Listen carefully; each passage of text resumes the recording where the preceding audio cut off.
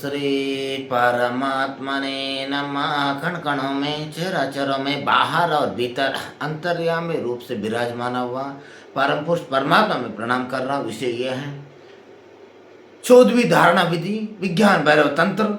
इसमें क्या बता रहे हैं? 14वीं धारणा विधि में दो सांसों के बीच की जो क्षण है, जहां सांस बाहर जाकर रुक रहे हैं और भीतर आने से पहले जो अति सूक्ष्म शून्य होता है, उस क्षण को चेतन में तुम टिक जाओ। और सांस बाहर आने और भीतर आने के बीच की जो क्षण है वो शांति है। सांस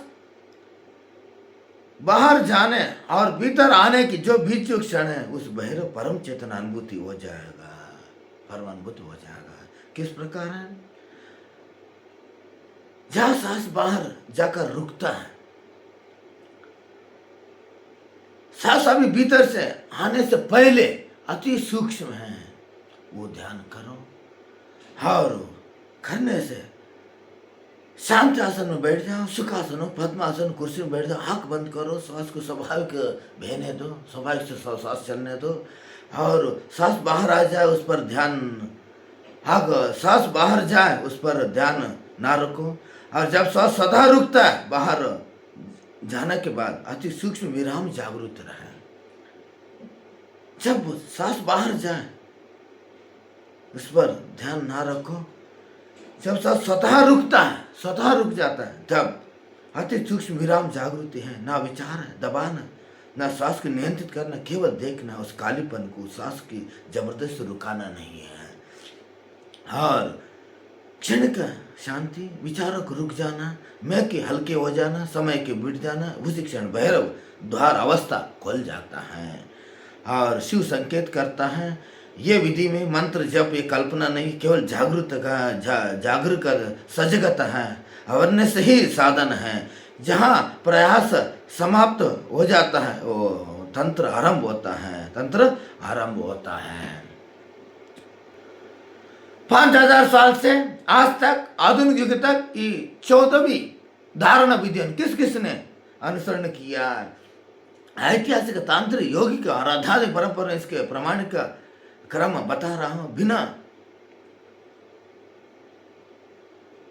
अतिशयोक्ति की।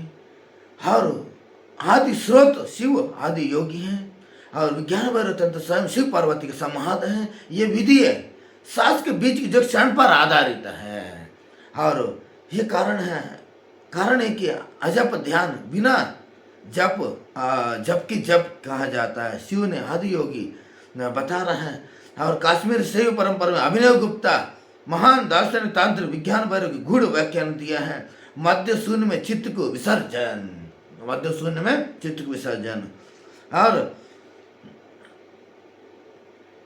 अब क्षेमराज अभिनव गुप्ता के शिष्य विधि, और श्वास के मध्य ही शिव है, श्वास के मध्य है शिव है।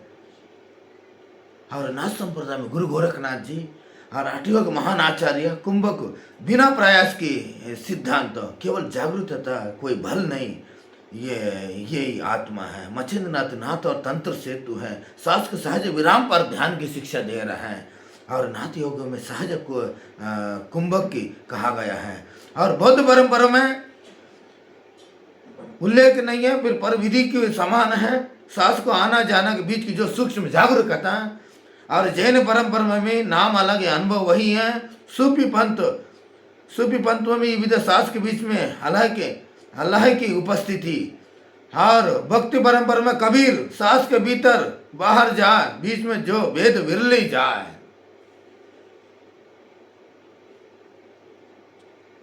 इसी प्रकार दादू दयाल सहजा सांस में समाधि, इस ग्रंथ में नाम नहीं पता होते हैं, और अनुभव वही थी। और इस आधुनिक युग में वो सो रजनीश और रमण महर्षि, और सबसे सरल और सबसे खतरनाक कहा वो सो रजनीश और रमण महर्षि, श्वास को विचार उगम पर ध्यान और मौन के टिकने मध्य शून्य।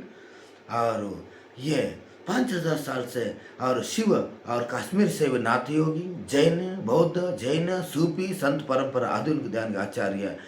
हर नाम बदला, शब्द बदला, नाम बदला, शब्द बदला, पर दो शासक बीच में जो शून्य नहीं बदला। शून्य नहीं बदला। ओम श्री परमात्मा ने